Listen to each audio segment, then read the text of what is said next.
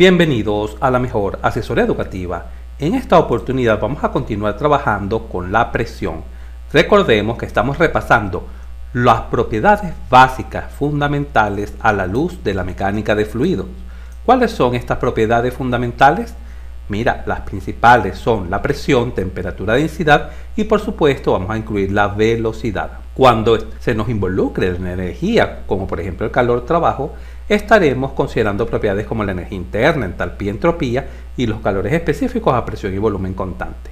Y cuando consideremos la fricción y conducción de calor, estaremos hablando de dos propiedades más que son fundamentales en estos casos, como son la viscosidad y la conductividad térmica.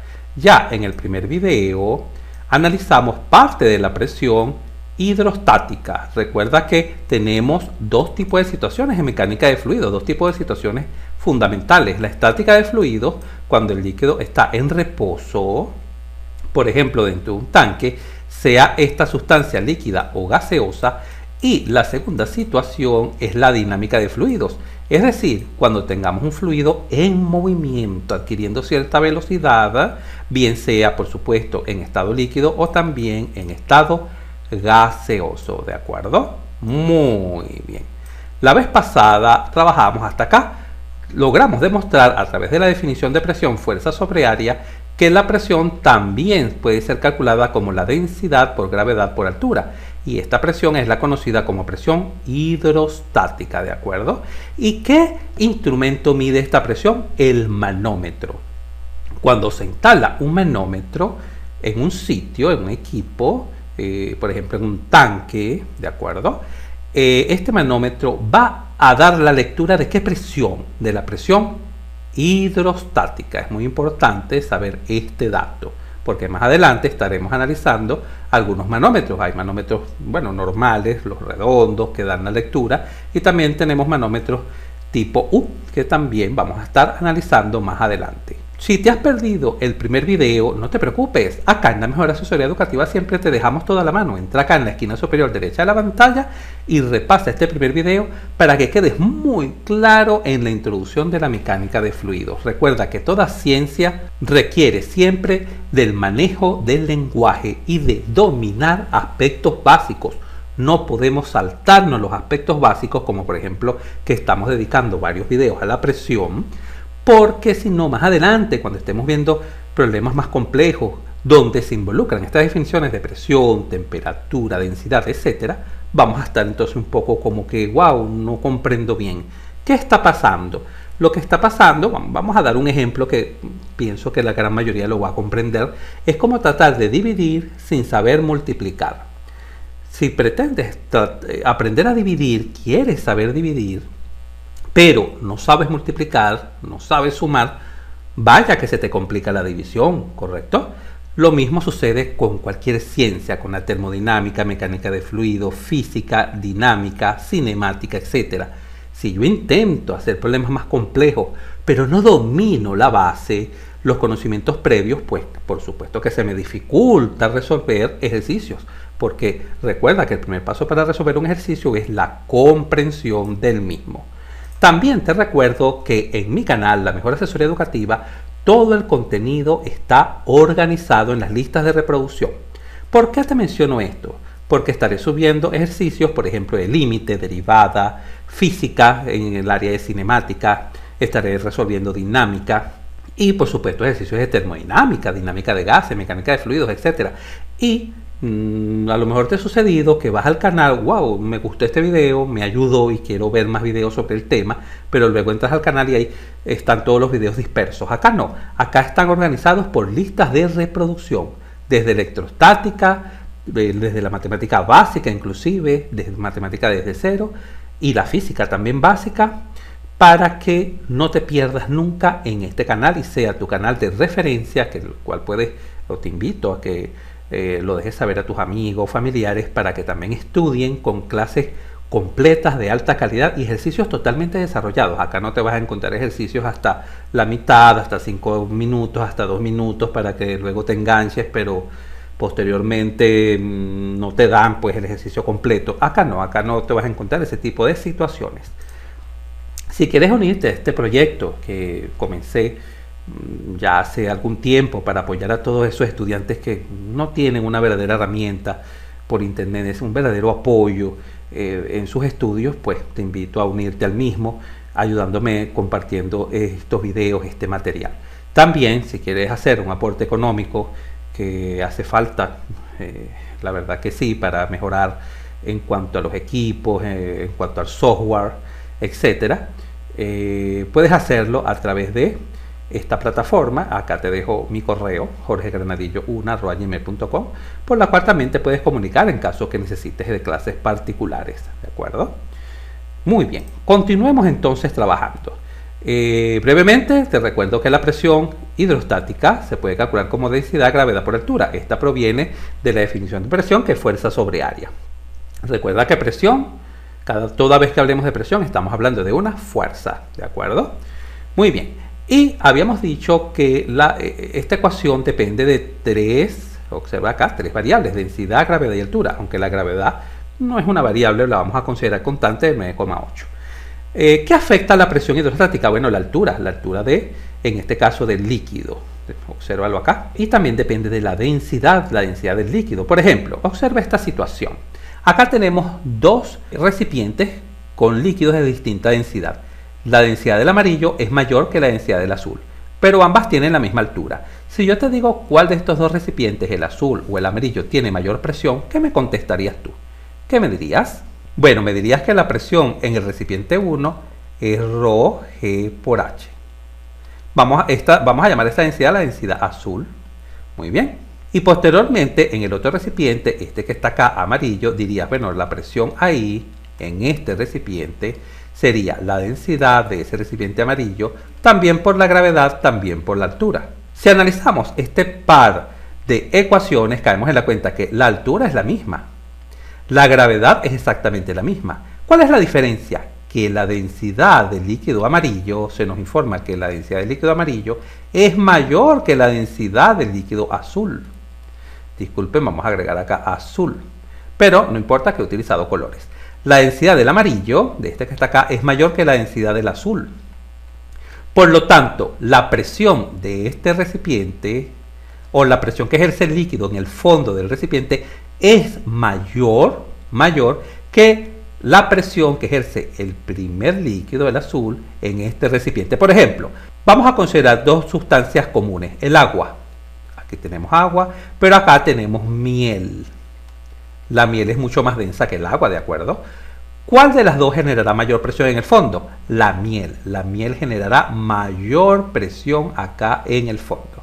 ¿Y qué pasa si tenemos en un recipiente dos sustancias, observa hacia acá en la parte inferior, que son de distinta densidad, pero están en el mismo recipiente? Pues fíjate tú, qué curioso. Y nos dicen, bueno, ¿cuál será la presión en el fondo de ese recipiente? ¿Qué debemos hacer en este caso? Bueno, vale mencionar que la densidad de la sustancia que sea mayor, la de mayor densidad, se va a ir al fondo porque es más pesado. Ya lo veremos cuando estemos analizando la propiedad densidad en particular, que es esta que está acá. Ahorita estamos analizando la presión. Bueno, mira, acá la densidad del mayor se va al fondo, la densidad de una sustancia más liviana queda en la parte superior. Esto por un lado. ¿Cuál será la presión en el fondo en este recipiente? ¿Cuál será? Bueno, mira, la presión en el fondo será la presión de, por ejemplo, el agua. Vamos a suponer que el azul es el agua, más la presión, vamos a suponer que el amarillo es de la miel. Así se calcula la presión total en el fondo. ¿Cuál es la presión hidrostática del líquido azul del agua? Bueno, densidad del agua por G por la altura. ¿Y cuál será la presión hidrostática de la miel? Acá abajo.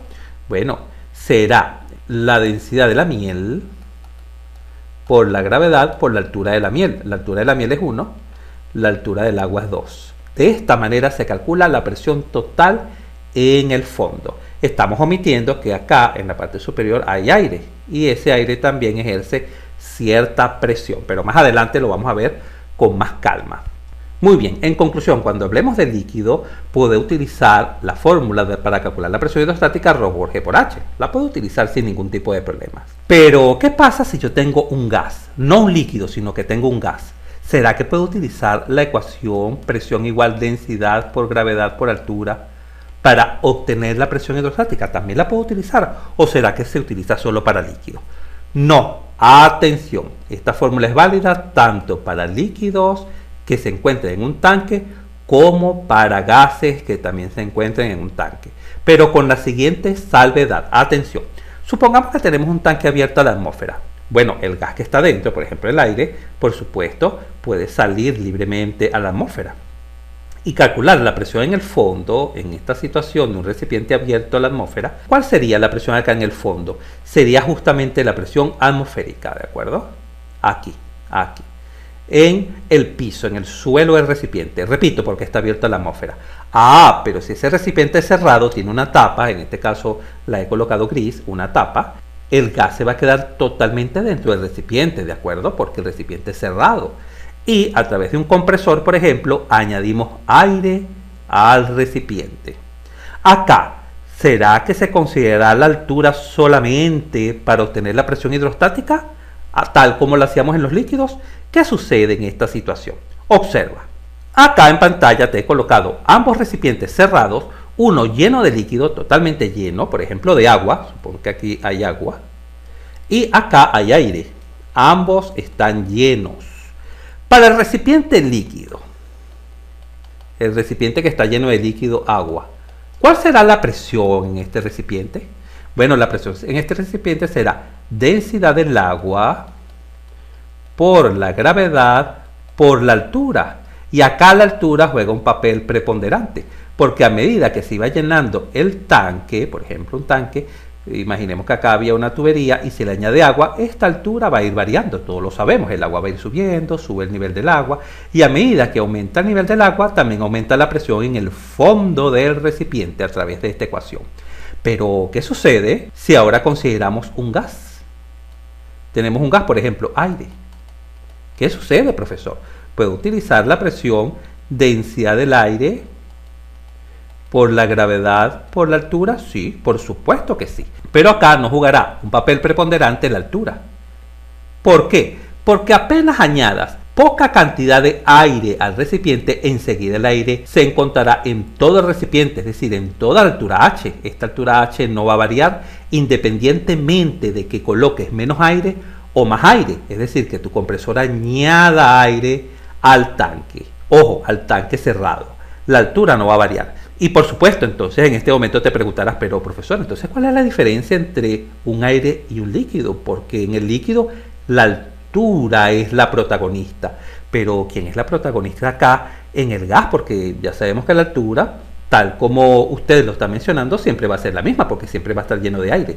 Bueno, la diferencia la marca la cantidad de aire, la masa de aire que este compresor esté añadiendo acá a nuestro tanque. Observa, recuerda que densidad es masa sobre volumen, eso ya lo sabemos, ¿correcto? Por gravedad por altura. Ciertamente la altura en un gas la podemos considerar que no varía, en este caso no va a variar. La altura es la misma independientemente que tenga 1 kilo de aire, 2 kilos, 3 kilos, etc.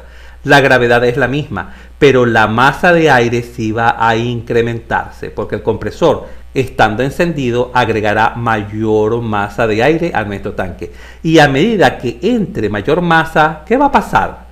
La presión se incrementará porque son directamente proporcionales. Obsérvalo acá. El volumen no varía, vamos a suponer que el recipiente es rígido, el volumen no varía, por lo tanto la masa es la que varía, aumentándose, repito, porque el compresor está añadiendo aire. Por lo tanto, en un gas el protagonista suele ser la masa. A medida que yo añada mayor masa de gas, por ejemplo de aire, la presión se incrementará de manera importante. En conclusión, siempre utilizamos la ecuación para la presión hidrostática: densidad por gravedad por altura. Pero en los líquidos el protagonista es la altura. En cambio en los gases la protagonista es la densidad. Pero ya sabes por qué es la densidad, por la masa, ¿de acuerdo? De la misma manera, si extraes masa de aire, la comienzas a extraer, a sacar, por ejemplo con una bomba de vacío, la presión comenzará a disminuir, la presión de ese gas comenzará a disminuir. Esta situación la podemos visualizar acá, mira acá. Imagina que tenemos acá una bomba de vacío, la bomba de vacío extrae aire de acá. Y supongamos que hemos logrado el vacío perfecto. Esto en la realidad es muy difícil de lograr, pero ahorita lo vamos a suponer. Aquí no hay ninguna molécula de aire en este recipiente cerrado. No, se extrajo todo el aire gracias a la bomba de vacío. ¿Cuál será la presión hidrostática dentro? Densidad por gravedad por altura. Bueno, no hay ninguna altura porque no hay ninguna sustancia. Densidad tampoco hay porque no hay ninguna sustancia, no hay aire, no hay nada, está totalmente vacío. Lo único que hay es gravedad. La gravedad sí se mantiene, por supuesto que sí. Pero entonces la presión será cero porque no tengo ninguna sustancia por la gravedad y por supuesto no tengo ninguna altura de ningún tipo de sustancia. Así la presión es nula. Por lo tanto podemos concluir que cuando el recipiente está completamente vacío la presión vale cero. Repito, esto en la realidad es prácticamente imposible de lograr, es muy difícil. Aquí lo estamos suponiendo a manera teórica. Lo único que existe en este recipiente es la gravedad. Y por ello es que en el fenómeno físico de caída libre, caída vertical, encontramos que si usted deja caer un plomo y deja caer una pluma que es muy liviana, si hay aire, el plomo va a caer más rápido que la pluma.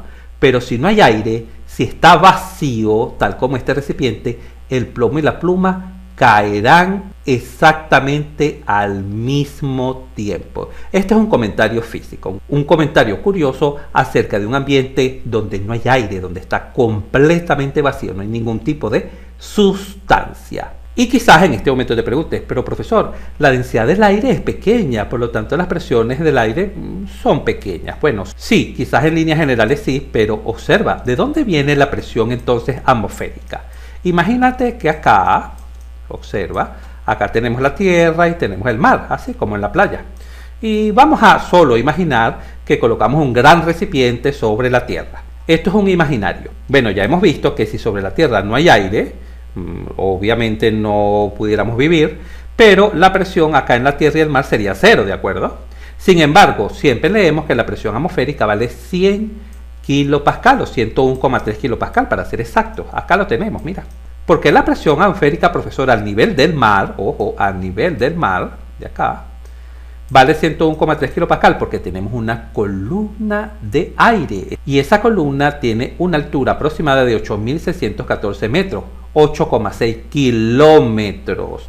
Y esa columna de aire, cuando usted calcula la presión hidrostática ρ por G por H, lo puede hacer, le dará aproximadamente 101,3 kilopascal. Recuerda que kilo es 1000. Esto realmente es 101.300 pascales. Pascal es newton sobre metro cuadrado. Por supuesto, si usted está acá en el aire, en un objeto que pueda, por ejemplo, volar, un avión, un globo, etcétera, dependiendo de la altura, tendrá cierta presión.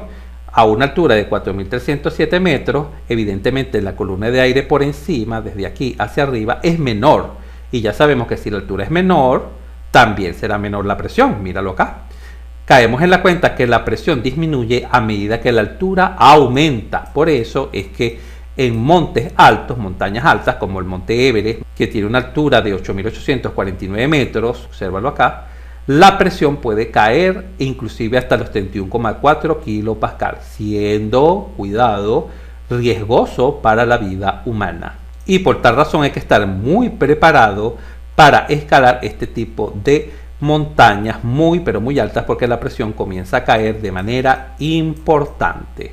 Por ello, los aviones que vuelan aproximadamente por acá, a estas alturas, son presurizadas para mantener la presión de 101,3 kilopascal a la cual estamos acostumbrados. Y un comentario adicional, no solamente disminuye la presión, también disminuye la temperatura a la cual hierve el agua. Si usted se encuentra a nivel del mar o aproximadamente a nivel del mar, acá a una altura cero con respecto al nivel del mar, ya sabemos que la presión es 101,3 kilopascal, pero el agua hierve a 100 grados. Y a medida que usted se eleva, observe, de altura, la presión disminuye y también disminuye la temperatura a la cual hierve el agua. Por ejemplo, a una altura de 4.307 metros hierve 85,3 grados centígrados. Si usted se eleva aún más, hierve a 68, hierve a 67. Observe cómo disminuye de manera importante la temperatura a la cual hierve el agua. Si usted está acá en la cúspide del monte Everest, en el punto máximo, el agua hervirá aproximadamente a 69 grados centígrados. Hervirá mucho más rápido a que si se encontrara a nivel del mar. En el próximo video continuaremos trabajando con la presión. ¿Por qué, profesor? Si ya hemos visto todo sobre presión. No, recuerda que hemos visto cómo afecta la presión a las sustancias en reposo, la estática de fluidos, cómo afecta a los líquidos, los gases. Pero ahora falta ver cómo afecta la propiedad de la presión a las sustancias en movimiento, cuando tenemos agua, por ejemplo, líquidos en movimiento o gases en movimiento, cómo afecta la presión en este tipo de situaciones. Hasta pronto.